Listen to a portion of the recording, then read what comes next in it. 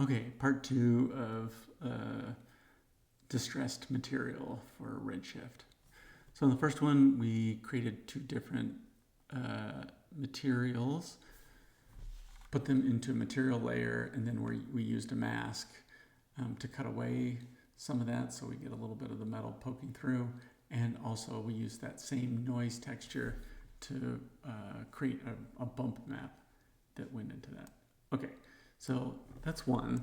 So let's try another technique. So this first one was just noise to use a mask and blending these two. This time I want to use an image, not a noise, to add more scratches to this. So the first thing I need is an image itself. So I'm going to go to the asset browser and I'm just going to do a search for scratches. And then what that's going to do is bring up just a bunch of images. Down below here I can change the icon size so I can see it a little bit better. And in here I'm just going to choose, let's see, I'm going to go with one of these white ones because what I want to do is make the scratches look like they're down in the surface. So white will push up, black will push down in. I could choose one of the black and white ones and then flip it through the node. In fact, I'm going to do that because the bump map here, keep in mind I changed the range, right? And that's going to be fine. So I'm going to do the same thing. I'm going to find something that's, let's just use this one.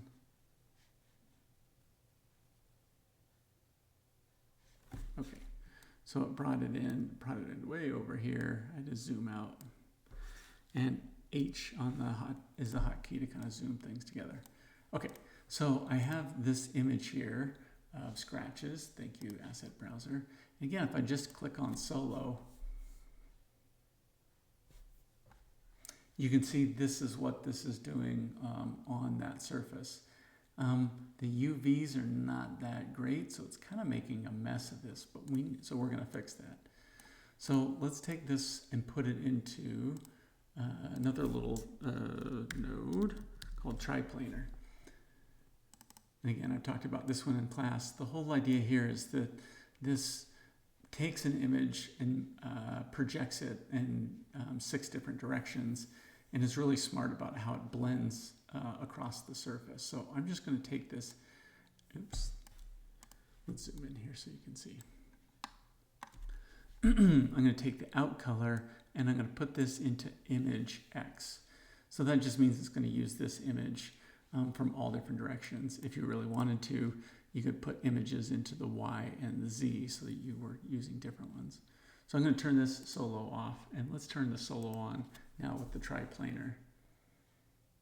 Right, and the scratches now are working across this surface much, much better. In fact, let's compare. See how the image is getting stretched across these weird sections just because the UV map is not that great in here. And it hasn't been UV mapped, right? So if I put it right here into the triplanar, that looks great. So the other thing too that I can see is this image. It's got a lot of white in here. I want a little more black. I feel like there's going to be too much scratch stuff in there. And the way that we modify either a noise or an image, the noise itself, right, we could use the low and high clip on the output is one way to do that.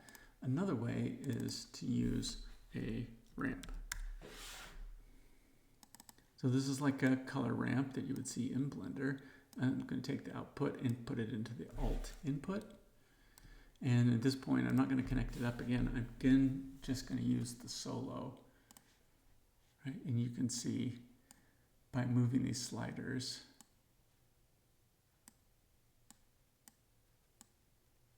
right, I can kind of have a little more control. Oops, didn't want another knot right there.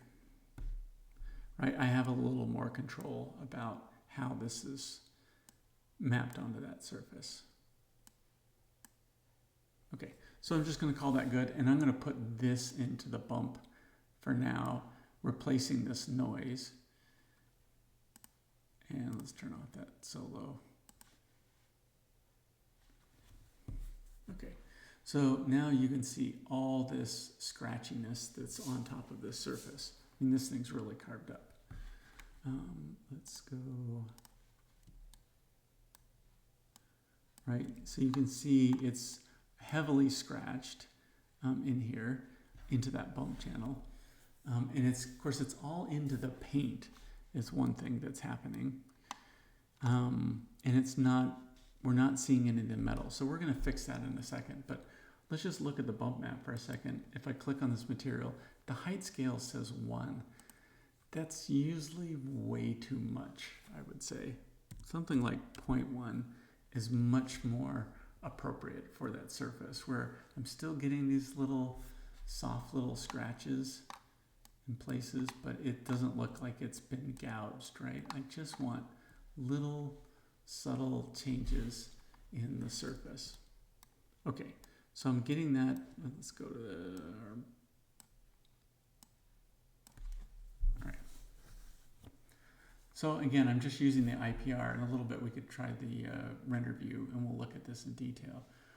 So I do have the scratches, and it's doing some nice thing in places, but it's not scratching away to show the metal that's below here. I already have one creating that mask, and really what I need to do is combine this and this together and put it into the mask. So we're going to go back up to the plus sign, and previously we typed in layer to get a layer material. This time I want a color layer. This is like a little mini Photoshop document. And it doesn't really matter. I'm going to take this one and just put it into the base. And I'm going to take this one and put it into the color.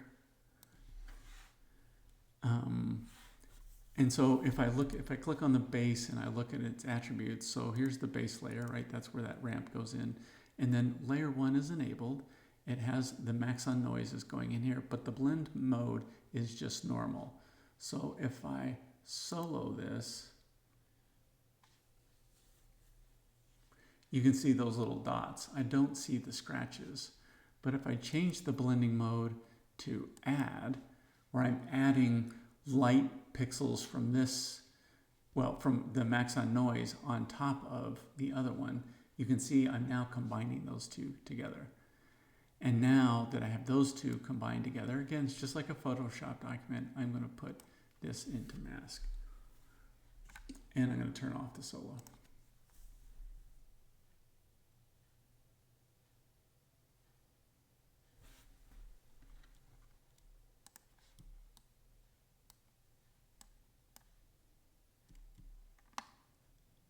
Oh, I moved the wrong camera. Let's undo the view.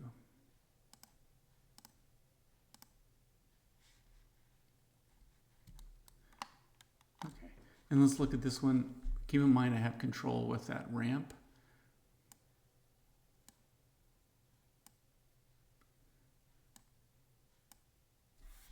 You can see I'm really distressing the surface here now, right? Just to see that, just so you can see the effect that's happening.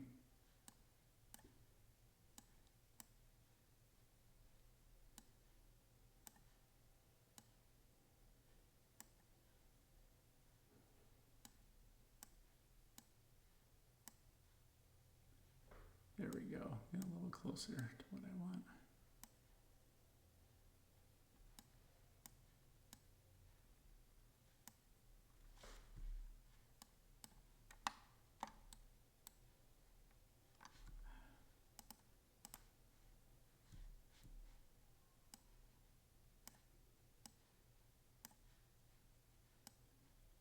Keep accidentally moving the camera. Okay, that's my bad. Okay, so in our default, you can see how those scratches are now making their way onto that paint, right, and pulling it away. So this is like hyper distressed. I'm loving it. I'm just gonna keep that. But you can see the power of the ramp, right? I can use this to increase areas or tone them down a little bit by just crushing the whites or the blacks within that range. So I'm going to stick with that. Okay.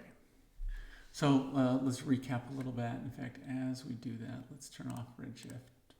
Go to the render view. And we'll just do a little render.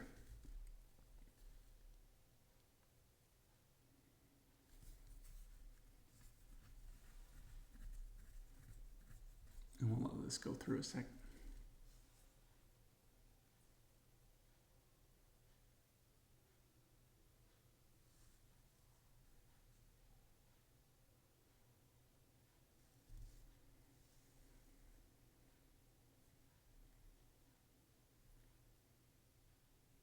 So you can see how that surface is getting worn a little bit. The other thing too to keep in mind is that we're using the scratches and both for the bump and the mask. Here I've combined them just to do this mask. I'm going to actually pull this over and make this go into the bump as well as the mask. Right, so that we get little embossings on both of those pieces. All right, so let's pull all this over. Let's take this color layer here. And then last thing, this is a little nerdy thing. I'm gonna click on the plus sign and I'm gonna do wire.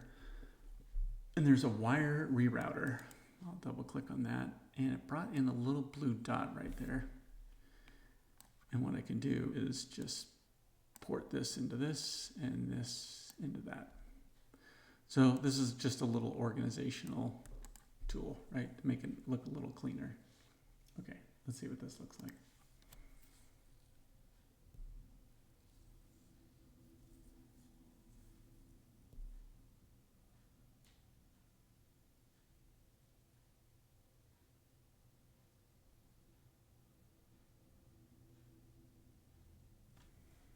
Yeah, I can see ever so slightly little changes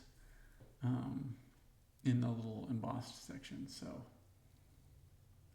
okay, I'm pretty down with this. I really like, these little imperfections that are happening to the surface. I can see that where that's getting carved. And again, it's just a thin layer of paint that's on there, but it just changes that surface from being nice and clean. Okay. So that's another 15 minutes. I'm going to call that good. And for part 2, and then part 3, we're going to look at the curvature node and then how we can put this all together for one final thing. Okay.